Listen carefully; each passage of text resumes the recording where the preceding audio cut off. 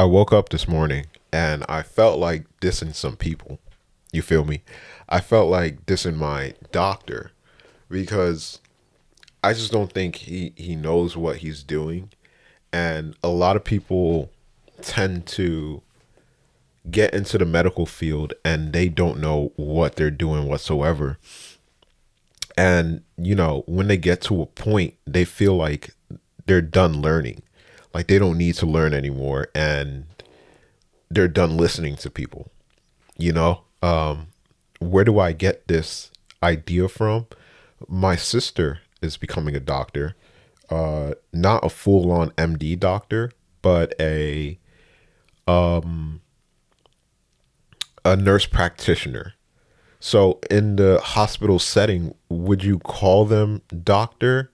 You would call them doctor, the patients call them doctor, but they're not really doctor in the medical setting. They are just a nurse practitioner. That is what their title is. It's not doctor, whatever. It's nurse practitioner, NP. I don't know what to really call them, but that's what my sister was telling me. She was like, in the medical place, you wouldn't call them doctor because an MD is a doctor. So I was just like, I was just, it just popped up into my head. This is how these things come to me, by the way. They just be popping up in my head and I just be like, yo, I got to write this down. I have to make this real because like I have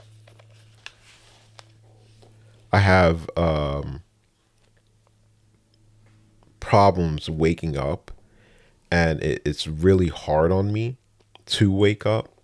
So when I just be waking up, I just go. I just go because I'm so tired of sleeping. I'm so tired of seeing my dreams because dreams are in a way they're just fake. They're not real. They're real to a point. Like I could be in my dream and I could be rapping really really well, but when I wake up, I don't know what I just said and I can't do that. Like if I was ever in that setting, like this last dream that I had was with Drake and J.Cole, and they were sitting there, they were rapping, right? And I heard their rap and I was like, oh shit, bro. And then they were like, all right, your turn. And I was like, yo, I can't rap. And they're like, yes, you can.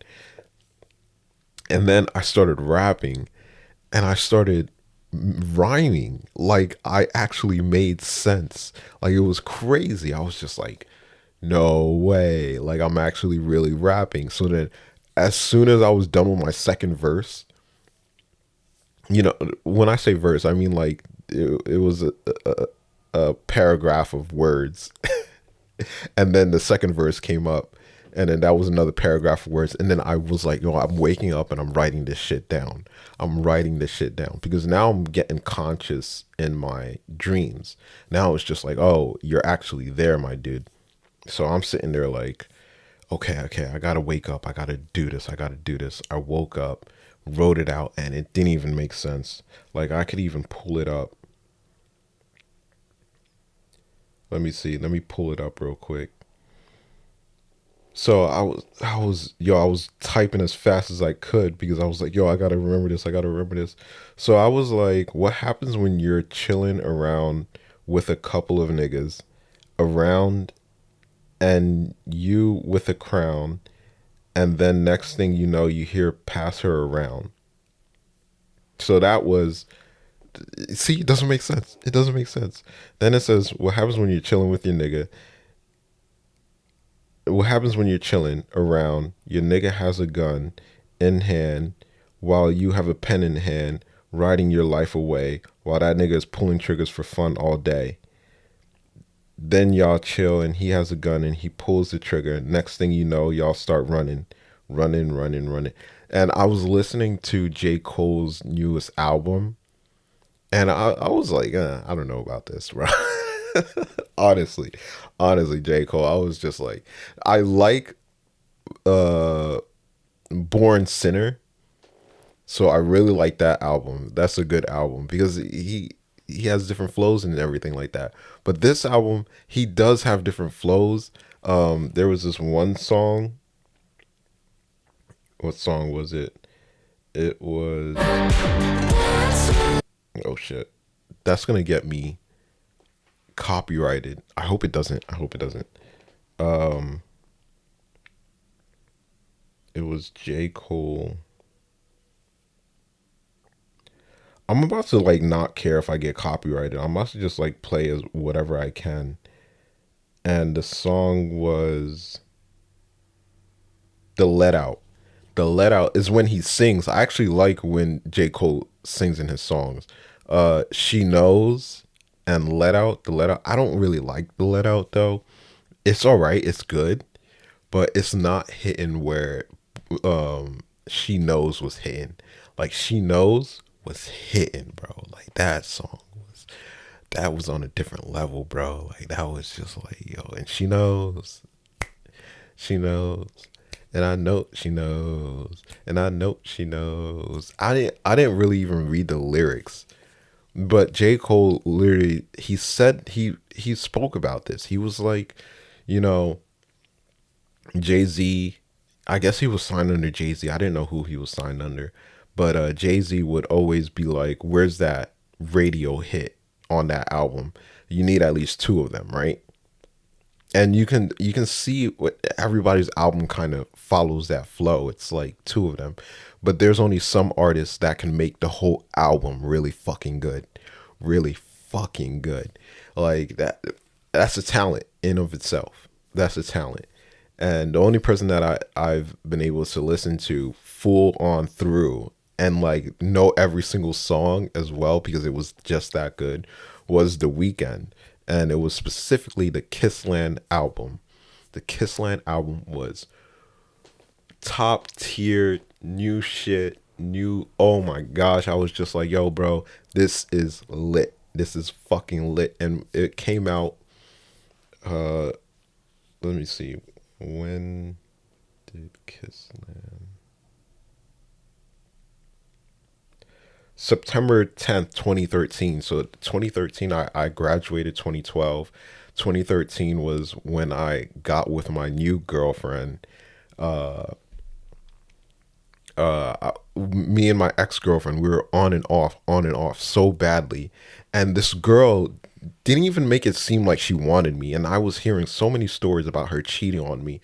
So I was just like, all right, we're not together then. You feel me? I'm like, we're not together. And she's just sitting there like, no, we were together. And I was just like, yo, no, we weren't. No, we weren't. She was like, you cheated on me. I'm like, no, I fucking didn't. It was 4 years. 4 years we were together on and on, like 4 years. 1 year, the first year was great. The first year was great. You know, she's flirtatious. She's promiscuous.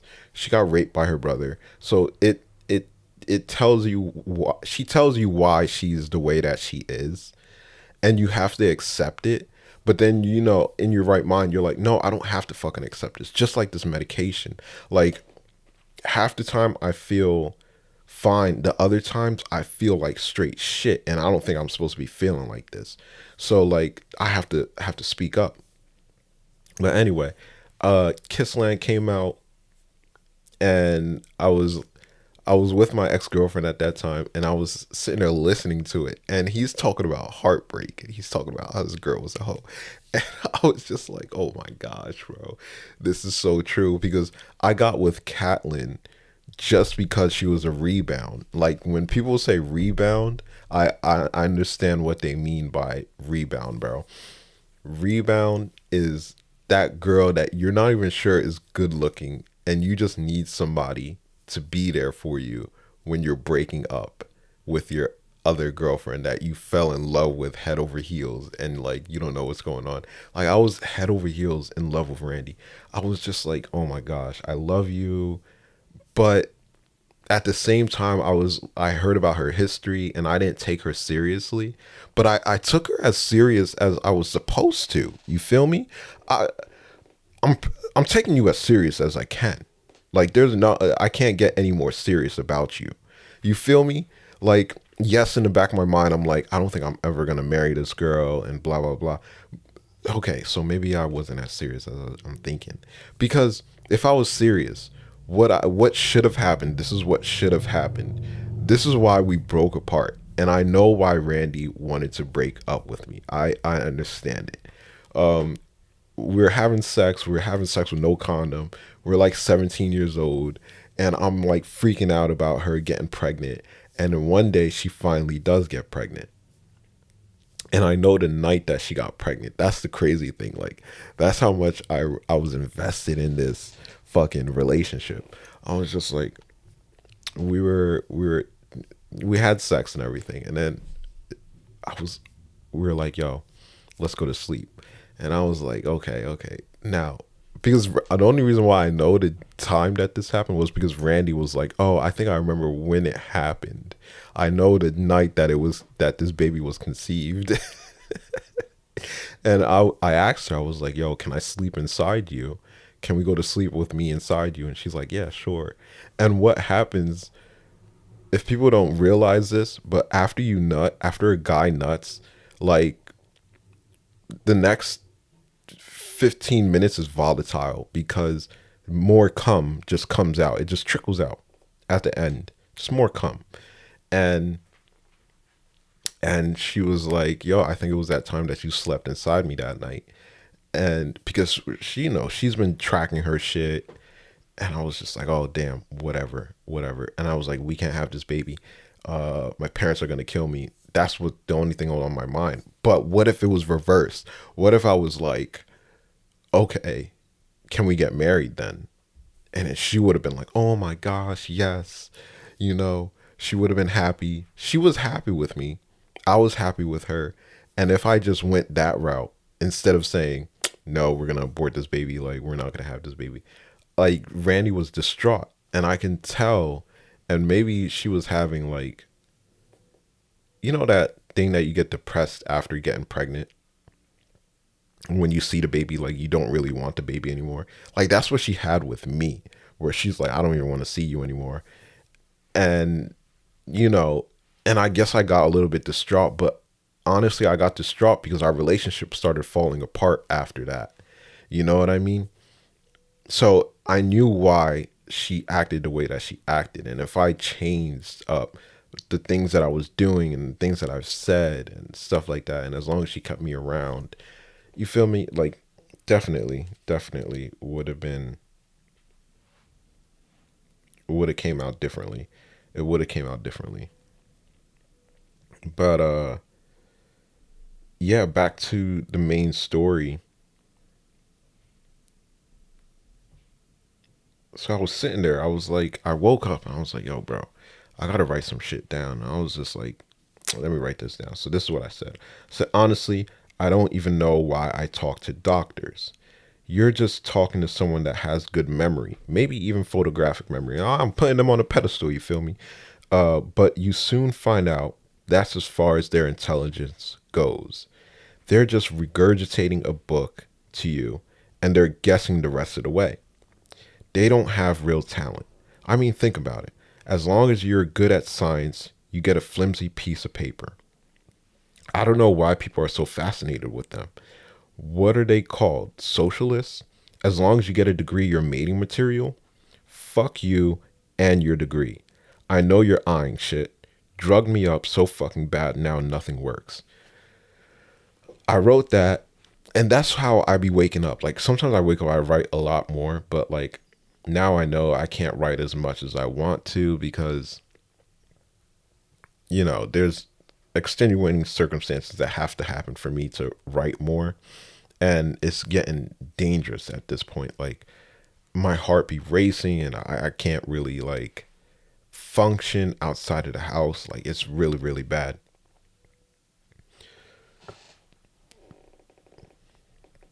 No, but seriously, I don't know why I talk to doctors because they aren't taking the medication. They don't know how the medication works. They don't know what's going on in your mind. The only way that they can know is if you convey those things. And that's when I was just like, this past week, I've been thinking to myself, I'm like, I think I'm going to have to open up more to my doctor. I'm going to have to say more. I'm going to have to be more open about what's going on with me mentally and basically mentally, because that's the hardest thing to talk about, my dude. That is very, very hard to talk about. And I don't think everybody realizes how difficult it is to talk about mental illness, because mental illness is scary, bro. Because it's like, I don't know what might happen if I, change medication, if I lower this dose of medication, if I do this, if I do that, what will happen? Because, the problem is, like, what started this problem was like, uh, when I was taking the medication before, I was taking the shot form of the medication, and then I started smoking weed. I started doing weed again. I started getting edibles. And on edibles, I got suicidal. So I was like, oh crap, what's going on here? So I blamed it on the medication instead of being like, all right, I can't eat edibles anymore. I can't smoke weed. I can't take THC, because I was smoking CBD perfectly fine. You get me? I was just like, everything was perfectly fine. Like, I was smoking so much. I was smoking so much. I was buying eighths, and I was going to the pier and I was smoking. Like, something was a little bit wrong, but I didn't know what it was. I would say like there was 1%, there was a 1% problem, because when I took the medication, the shot form of the medication, everything was gone. Everything. My creativity, my any uh any suicidal thoughts, all that stuff was gone. But when I first took the medication and when I was in the hospital, I was like, okay, I'm feeling perfectly fine. There's nothing really wrong with me. Okay, I feel decent, you know. And then when I got out of the hospital, that's when everything started going bad. And then it went bad, but then it came back good again. It was just like, okay, that was really, really bad. I don't know what that was, because when I went to work, I felt suicidal. I was just like, yo, bro, I don't want to be here. I just want to, like, the feeling of suicide is much different than you think. It's not like you're telling yourself, oh, I want to die, I want to die. It's literally a feeling. It's a feeling.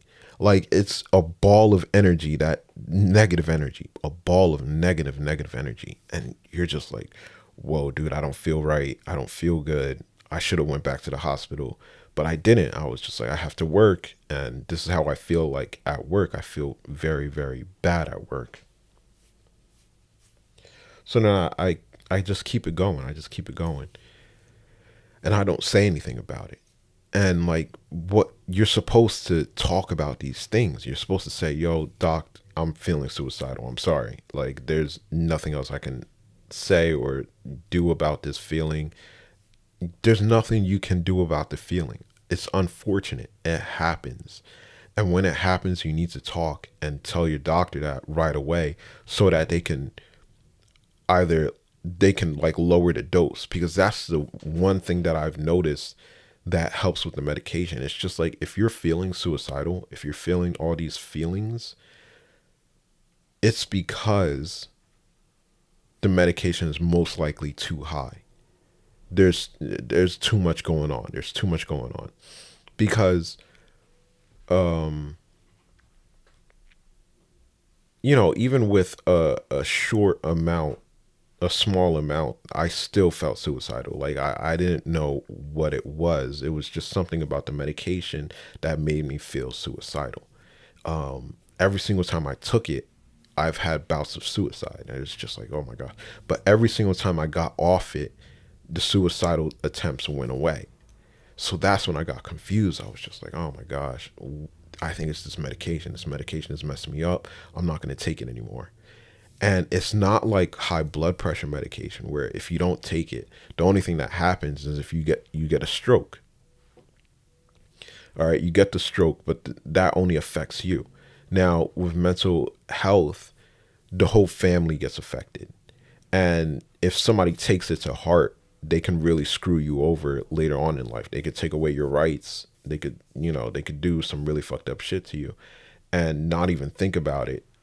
They just think to themselves like, "Oh, I'm helping this person," but really, you're you're applying pressure to a person, and it's really fucked up.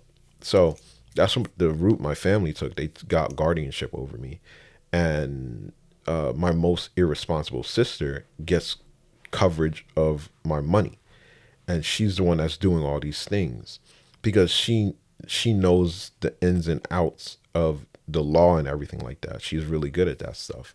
So she's really good at manipulation. And I'm just sitting here like I'm just getting manipulated the whole time because I'm not in the right state of mind. Now, manipulation, you don't understand what manipulation is until you get manipulated. And even though I've gotten manipulated multiple times in my life, it's like I don't learn anything because I'm just too nice. It's kind of like being like Stanza Stark, where Stanza learns eventually from her mistakes, where it's just like, oh, you screwed me over, now I'm going to screw you over. So I get a chance where it's just like I can get the guardianship revoked. I could get a retrial because at the time I really wasn't in the right state of mind. You know what I mean? Like I was really, really messed up. I was smoking CBD. I was sitting there talking to myself, and I was like yelling and having conversations with myself. It was really messed up. It was a really messed up time. So I'm just sitting here thinking to myself, I'm just like, yo, bro, how the fuck can I get out of this predicament now that I'm in? I'm in this real big predicament. My family has control of my money. My family has control of my medical uh life. Like if I say like I want to lower the dose of the medication, for example, she can step in and be like, no, I don't want you to lower the dose. And now she's becoming a doctor. So it's just like, and in my head, I'm sitting here thinking to myself, I'm like, you're not supposed to be my doctor. Why are you acting like my doctor? And it's like, oh, it's legally binding that she can do these things to you. Really messed up, really messed up. Um, and it's not until you're in the right state of mind do you start figuring shit out where you're just like, dude, you really manipulated me. Like you could have a power of attorney could have been appointed a very long time ago. Why did you wait till the last minute for you to be like, oh, we're gonna get guardianship over you? If you really cared, and if you really have knowledge, the knowledge that you have to make yourself a guardian of me, if you had that knowledge, why didn't you have the knowledge to get a power of attorney earlier on? Where were you? What were you doing? Why are we doing this now? You feel me? So, that's where I get like the whole doctor thing. And it's really personal because it's just like, nah, I don't think you understand the direction that you're going with me. You know what I mean? You're going through with me. Um, but somebody has to play the bad guy in the story. You feel me? That's what I feel like technically goes on. It's just like somebody just has to play the bad guy. And your sister is the one that's playing the bad guy. And what are you going to do? Are you going to fight, or are you going how are you going to make this work? So that's what I woke up and I really wanted to write today. Yeah, bro. And then I really wanted to make a video. Actually, I really wanted to record myself, but then I was just like, yo, let me make a video of this. So I have Adobe Audition going. It's recording my voice right now. So I'm going to make this a podcast and a video cast. I'm going to see if this works. If I have two of the same thing and people can listen to what I'm saying, and other people can watch me and see what I'm doing. But yeah, bro. Yeah, bro. Like I said, I feel like I need to be more truthful with my psychiatrist and with my therapist, and just be like, yo, you know what? Everything is not going good. Everything's going really bad. And there's nothing I can really do about it except ask and for help. You feel me? But all right, guys. You know, peace out. It was awesome talking. I had a great time. I just got some things off my chest, and I got to talk about my ex girlfriend. You know, you'll watch my shit, and you'll notice that I talk about her a lot, and it's I love it because people are going to be like, "Don't you have any other sexual partners? Like you only have like May makes fun of me all the time. Like but I think she's trying to compensate for her whoreness.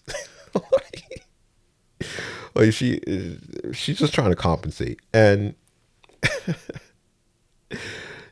and when she compensates, she just makes fun of me, and I hate it because I'm just like, but at the same time, I'm just like, no, no, no, it's not really that bad. Like for me to not have that many sexual partners just tells you that I am a diamond that is deep underground. That is a great way to put it. You're a diamond that's deep underground. I'm telling you, you're a diamond that's deep underground because everybody's out here in a relationship. Everybody's out here in a relationship. It's not that hard to get into one, but it's about your principles and your negotiation skills. And it's just like, would I negotiate with anybody? No. And I do see it like this, like the whole world kind of sees you as an individual and the whole world is watching you. You know what I mean? This is where my schizophrenia kind of taps in. So the whole world is watching you. They know what's going on in your life. They know that you're not doing too well. So everybody's backing off. You know what I mean? Because that's what happened to me. As soon as I got sick, everybody started backing off. Everybody started backing off. They're like, the dude is sick right now. We can't really do much with him. Because I was selling drugs and everybody was my friend at that point. Everybody was coming to see me. Everybody was there with me. But then when I started hearing voices and I started going crazy, everybody started backing off and everybody stayed back off. Now I only have a couple of friends, a few friends, you know what I mean, that I can talk to whenever anything goes bad. I could sit there and reach out to them. But is it that many? Like back in the day, it used to be a bunch of people. In elementary school, it used to be a lot of kids. And then it started dwindling down as I got older and older because I'm not that much of a socialite. You know what I mean? Like I don't really go out there and I talk to everybody. Like I don't really do that shit. I just stick to myself. And I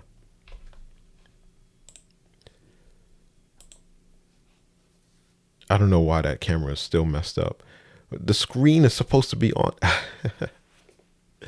But yeah, I'm not really a socialite. Like I don't really